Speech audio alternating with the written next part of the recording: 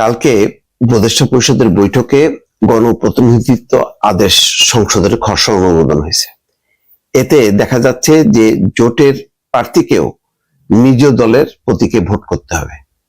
মানে আপনি জোট করলেন বিভিন্ন দলকে নিয়ে, সে এলডিপি কে নিয়ে বা সিপিবি কে নিয়ে, যদি জোট করা হয় জোট করতে পারবেন, কিন্তু নির্বাচন করলে আপনি যে দলের সেই দলের প্রতীক নিতে পারবেন। অর্থাৎ ধানের শীষ যদি প্রতীক 300 আসনের মধ্যে 50টা ছেড়ে দেয়, ওই 50টা জোটের যার যার দলের প্রতীক সেই প্রতীক নিয়ে নির্বাচনে অংশ নিতে হবে। এইটা বেশ ঝুঁকিতে পড়লো বলা যায় বিএনপি। এই কারণে বিএনপি আপত্তি করছে। ইতিবাচক হিসেবে দেখছে জামাত, এনসিপি।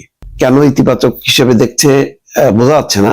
মানে জামাত হয়তো চাইছে যে তার যতগুলি পারে সে তার প্রতীকে অংশ নেবে। এনসিপিও দেখছে, এনসিপির আসলে নির্বাচনে আসবে কি আসবে না পুরো বিষয়টা হিসাব নিকাশ আলাদা। এনসিপি কিছু যায় আসে না, কিন্তু বিএনপির যায় আসে।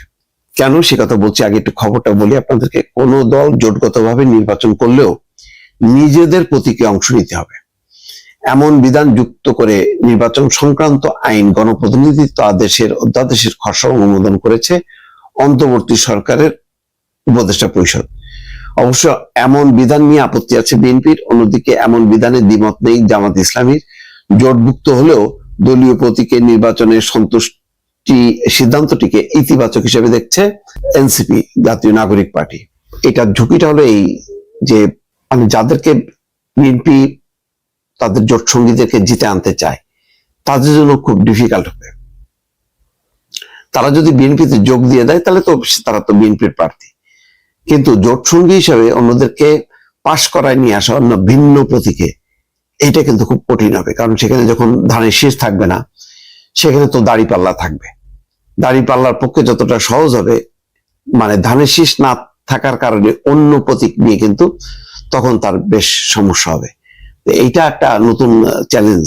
এটা জানি না বিএনপির আপত্তি টিকবে কিনা, তবে এটা ঠিক।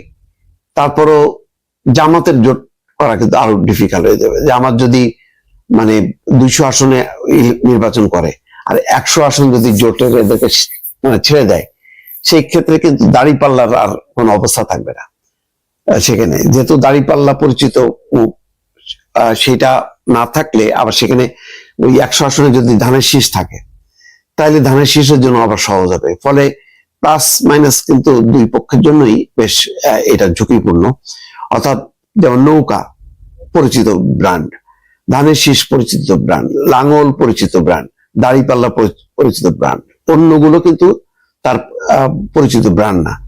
ফলে জোটের সঙ্গী হয়ে যখন নাকি ধানের শীষও থাকবে না, লাঙ্গলও থাকবে না, দাড়িপাল্লাও থাকবে না, তখন কিন্তু অন্য প্রতীক নিয়ে জিতে আসাটা বেশ দুরূহ, যদিও অসম্ভব না।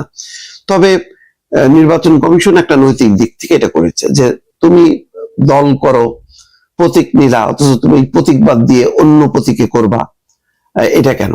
আর বিএনপির হলো তারা হিসাব করতেছে যে যদি অন্য প্রতীকে নির্বাচন করা যায় তাহলে তাদের জন্য অন্য দলের প্রার্থীদেরকে জিতে আনা সহজ হবে।